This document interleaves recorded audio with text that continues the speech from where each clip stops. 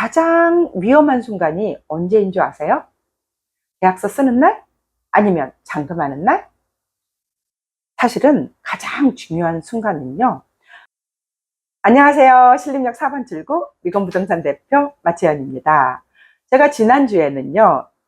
원룸 오피스텔 구하는 청년들, 대학생분들에게 도움되시라고 원룸을 어떻게 구하는지 직접적으로 도움되는 원룸 구하는 방법, 원룸 보는 방법에 대해서 말씀을 드렸고요. 오늘은 그 두 번째 시간이자 마지막으로 원룸 계약할 때 어떻게 해야 되는지, 어떤 걸 중요하게 생각해야 되는지, 어떻게 하면 안전하게 계약을 할 수 있는지에 대해서 말씀드릴 거예요. 우리가 계약할 당시에 가장 위험한 순간이 언제인 줄 아세요? 계약서 쓰는 날? 아니면 잔금하는 날? 사실은 가장 중요한 순간은요. 마음에 드는 방을 발견하고 바로 가계약금을 보내는 그런 때입니다. 돈 보내기 직전. 이게 가장 중요해요. 왜냐하면 그때 대부분 사람들이요. 방이 마음에 든다는 이유로 중요한 조건을 확인하지 않고 결정을 하거든요. 이게 임대차 보호법의 대상이 되는지, 관리비가 어떤 게 포함되어 있는지, 등기상 전부 증명서 상의 소유자는 누구인지, 옵션 수리는 누가 하는지, 특약에는 어떤 내용이 들어가는지 이런 내용들을 확인하고 돈을 내야 되는데 돈부터 입금하도록 종용을 한단 말이죠. 정신을 똑바로 차려야 되는 거예요. 나중에 협의가 어려워지거든요. 원룸 계약은요. 금액이 적어 보여도 누군가에게는 전 재산일 수가 있다는 거 잊지 않아야 돼요. 보증금 500만 원, 1000만 원, 2000만 원, 3000만 원 절대 가볍지 않거든요. 우리 청년들 500만 원 모으려면 정말 힘들잖아요. 사회초년생 돈 1000만 원? 부모님이 돈 있지 않으면 내가 어떻게 마련해야 되잖아요.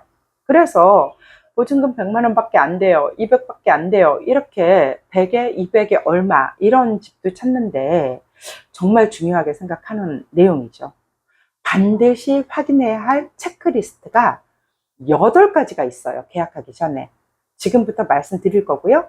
정말로 귀 쫑긋 세우고 메모하면서 들으셔야 돼요. 그래야지 실수하지 않는 좋은 집, 그리고 계약금의 일부인 가계약금 넣습니다.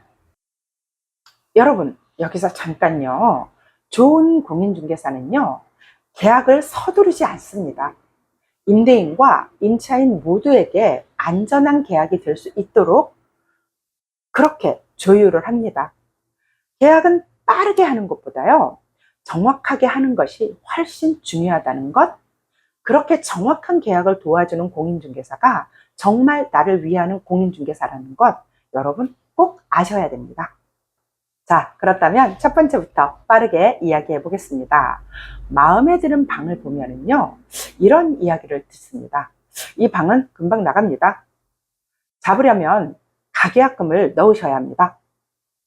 실제로 좋은 방은 빨리 나가는 경우가 많습니다. 정말 줄 서 있으니까요. 하지만 그렇다고 확인 없이 계약금, 돈을 먼저 보내면 절대 안 됩니다. 가계약도 계약이기 때문이거든요.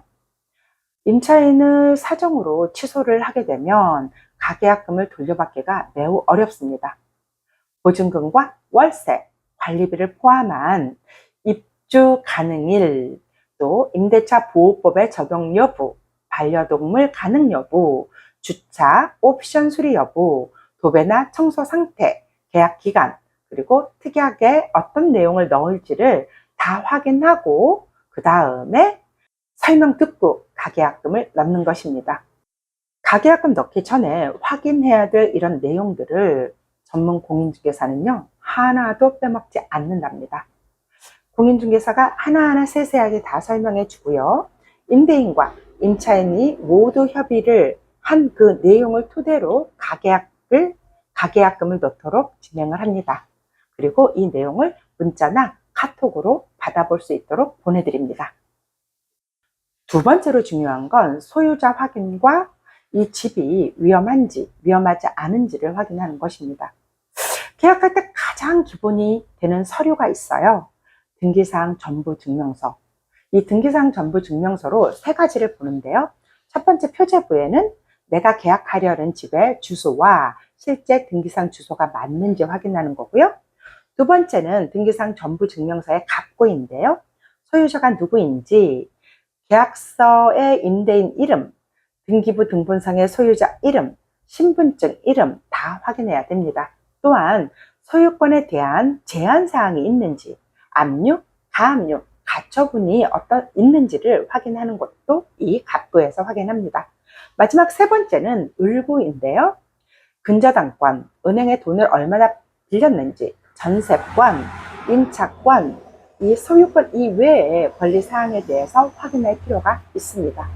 물론 근저당권이 있다고 해서 무조건 계약하면 안 된다는 것이 아닙니다. 중요한 것은 내 보증금, 선순위 권리, 이 건물의 가치, 임대차 구조를 종합적으로 판단해서 내 보증금이 안전한지를 확인하는 것입니다. 특히 원룸 건물이나 오피스텔은요, 임차인이 함께 여러 사람이 거주하는 경우가 많기 때문에 선순위 임차 보증금이 얼마인지 여부도 확인을 해야 됩니다. 등기부 등본상으로 확인하지 않고 이거는 확정일자분이라 전입신고 현황으로 확인하겠죠. 계약할 때 임대인이 제공해서 확인시켜 주는 게 의무입니다. 등기부 등본은 계약일에도 확인해야 되고요.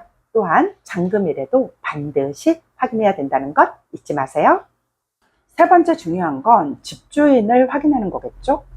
계약서에 도장을 찍는 사람이 실제 소유자인지 확인해야 됩니다. 임대인이 직접 나올 수도 있고 또 임대인이 직접 나오지 않을 수도 있잖아요. 임대인 직접 나온다면 신분증과 등기상 전부증명서상의 소유자 이름을 대조하고요. 또 임대인이 안 나오고 대리인이 나온다면 위임장, 인감증명서 이런 것들로 임대인이 확실하게 이 사람한테 위임을 한 것인지 임대인의 의사를 확인해야 될 것입니다. 또한 대리인으로 나온 사람의 신분증도 확인을 해야 되죠. 원룸 월세라고 해서 이런 절차를 생략하면 보증금 날릴 수가 있잖아요. 잘 확인하고 계약하는 건 당연한 거고요. 작은 계약일수록 오히려 기본을 지키는 것이 중요합니다. 임대인은 당연히 확인시켜줄 의무가 있고 임차인에게는 확인하고 계약할 권리가 있는 것입니다. 네 번째는 매우 중요한데요. 주택임대차에서 임차인의 권리를 보호하는 전입신고와 주택의 인도, 즉 실제로 점유해서 내가 살고 있는지가 중요하거든요. 주택임대차 보호법상의 보호를 받을 수 있는 집인지 확인은 필수입니다. 오피스텔 같은 경우에는요, 업무용으로만 사용하는 경우가 종종 있습니다. 주거용으로 사용하는지 전입신고를 해도 되는지 한번 확인하는 것도 중요한데 이 또한 전문 공인중개사는 미리 다 확인하고 얘기를 해주죠. 계약할 때 주의할 점 8가지 중에서 벌써 5번째 얘기입니다. 5번째는요.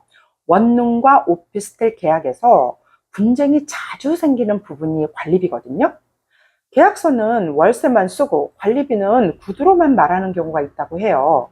하지만 나중에 정화조요금 내야 돼. 아이고 수도요금 따로 내는 거 맞아. 이렇게 막 말씀하는 경우도 있고, 아니 그때 수도요금 포함이라 그러셨어요. 정화조요금 제가 안 내도 된다고 하셨거든요. 관리비에 포함된 내용이라고 하셨거든요. 이렇게 하는 경우도 있고, 이렇게 말이 달라지면 분쟁이 되기 때문에 관리비는 가능한 한 구체적으로 확인해야 돼요. 기본 관리비, 또 포함 항목, 수도요금, 인터넷이 포함되어 있는지, 전기, 가스, 요금이 별도인지, 청소비는 어떤지, 계단 청소나 이런 것들요. 그래서 여기 관리비에는 보통 공용 부분에 들어가는 부분들이 들어가 있는데 이런 어떤 내용이 관리비에 포함이 되어 있는지 확인하는 게 좋고요. 특히 오피스텔 같은 경우에는 관리비 항목이 건물마다 다르고 관리비가 좀 높게 책정되어 있는 경우도 있습니다. 계약서 작성 전에 중개대상물 확인 설명 과정에서 공인중개사가 충분히 설명을 해주기 때문에 설명을 잘 듣고 이해가 안 되는 부분들은 꼭 확인하고 해서 계약하는 게 중요하겠습니다. 여섯 번째는 옵션 상태나 방 상태를 확인하는 건데요. 풀옵션 원룸은 굉장히 편리하죠. 몸만 들어가도 되니까요. 그런데 옵션 때문에 분쟁이 생기는 경우도 많이 있거든요.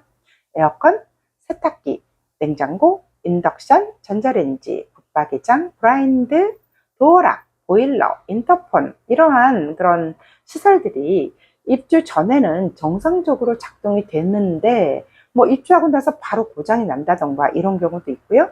그래서 꼭 꼼꼼하게 작동 여부를 확인해 보는 것도 중요하죠. 고장난 부분이 있다면 입주 전에 임대인에게 수리해 달라고 요청을 해야 되고요. 또 현 상태로 그대로 인수해야 되는지에 대한 것도 협의를 해야 되고요. 이렇게 분명하게 정리를 해야지 나중에 서로 이제 불편한 일이 생기지 않겠죠.